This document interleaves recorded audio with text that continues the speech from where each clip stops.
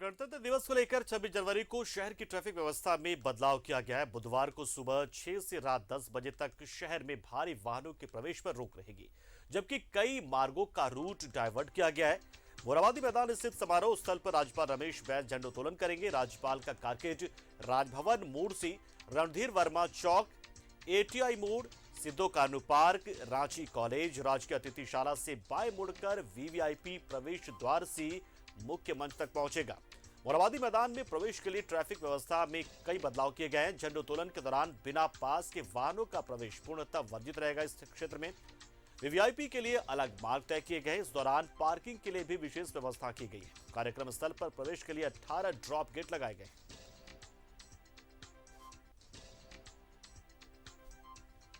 तो जी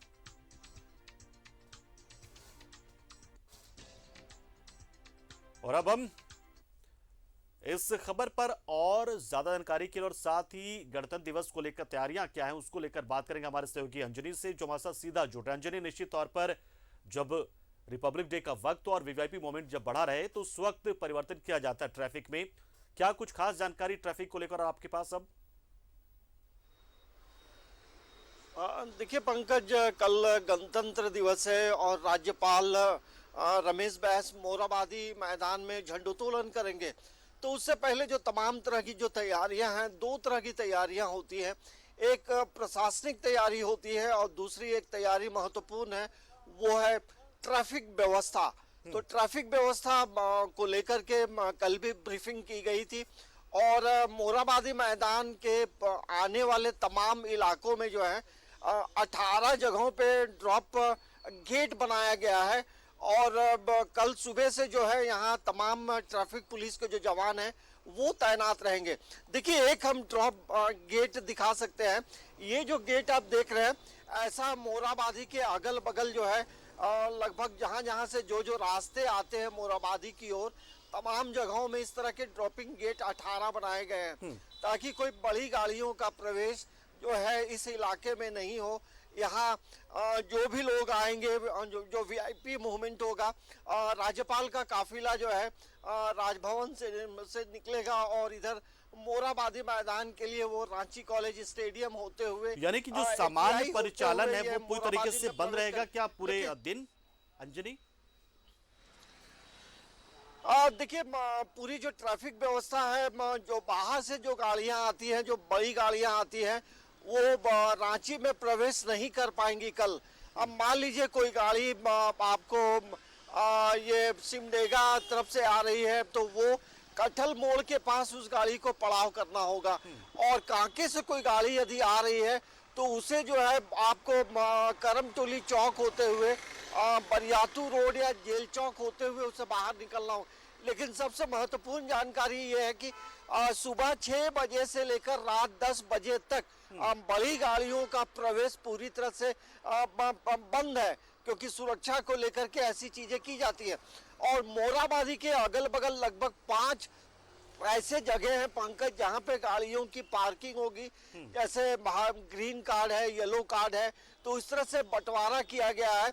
तो जो वीआईपी जो गाड़ियां आएंगी, राज्यपाल का जो काफिला आएगा वो मंच के पीछे होगा पार्किंग, और ऑक्सीजन पार्क के पास जो वीआईपी लोग आएंगे उनकी पार्किंग स्थल बनाई गई है। और महात्मा गांधी की जो प्रतिमा है वहाँ एक पार्किंग बनाई गई है और एक पार्किंग जो है जो जनजातीय शोध संस्थान है वहाँ बनाई गई है। मतलब जो भी लोग आएंगे अपना मान लीजिए 2 व्हीलर से या 4 व्हीलर से, तो आपको इन जगहों में प्रवेश जो गाड़ियों की पार्किंग करनी होगी। आप फिर इस इलाके में आप पैदल फिर आपको आना होगा। तो आपको जो भी लोग आना चाहते हैं तो आप अपने घरों से पहले निकले। लेकिन इसमें एक और मतलब प्रशासन की तरफ से एक मतलब मनाही की गई है, जो 60 साल से ऊपर है और 18 साल से नीचे है उन्हें इस सभा स्थल में आने की इजाजत नहीं है, क्योंकि जो कोरोना का जो गाइडलाइंस है उसके अनुसार तमाम चीजें की गई हैं। इसके साथ साथ ये भी किया गया है कि लगभग पहले काफी लोग आते थे, तो अब मात्र 3000 लोग इस कार्यक्रम में शामिल होंगे। और ट्रैफिक व्यवस्था को लेकर सुबह से ही जो ट्रैफिक के जो जवान होंगे वो हर इलाके में मुस्तैद रहेंगे और बेवजह आप गाड़ियों से मोराबादी का जो ऐतिहासिक जो मैदान है वहां आपको पैदल आना होगा, तो आपको अपने घरों से पहले निकलना है। तो जो मानक जो तय किए गए हैं यहाँ कि पे जिस 3000 लोगों की जो दर्शकों की पहुंचने की आप बात करें, वो कैसे चयनित हुए हैं? ये कोई भी हो सकते हैं या फिर इनके पास विशेष पास होगा तभी वो जा पाएंगे, या आम लोग अगर देखना चाहें तो उनके लिए क्या व्यवस्था अलग से है? देखिए, जो विशेष लोग हैं उनके लिए झंडोत्तोलन के दाएं और बाएं स्थल में दो जगह बैठने की बनाई गई है।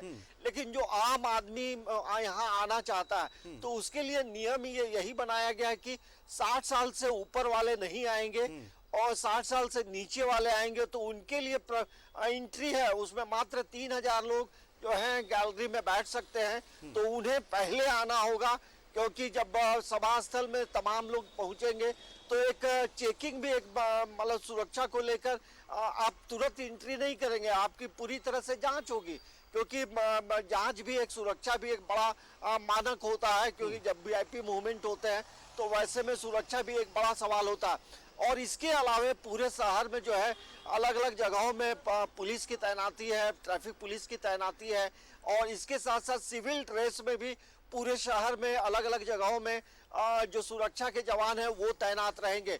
तो कुल मिलाकर ये जरूर कहा जा सकता है कि सुरक्षा के साथ साथ जो ट्रैफिक व्यवस्था है उसको मेन फोकस किया गया है।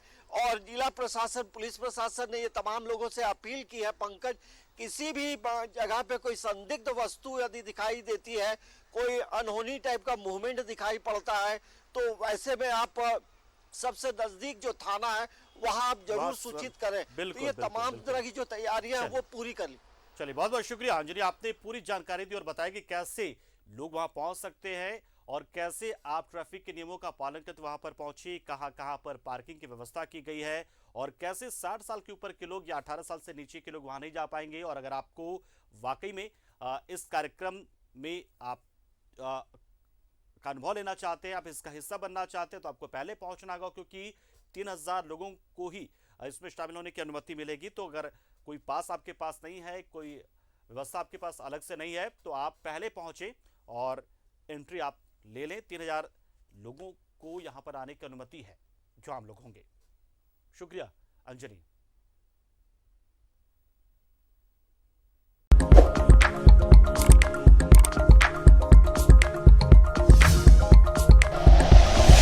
Like and share videos, subscribe करें हमारा चैनल और प्रेस करें बेल आइकॉन। News 11 भारत, सच है तो दिखेगा।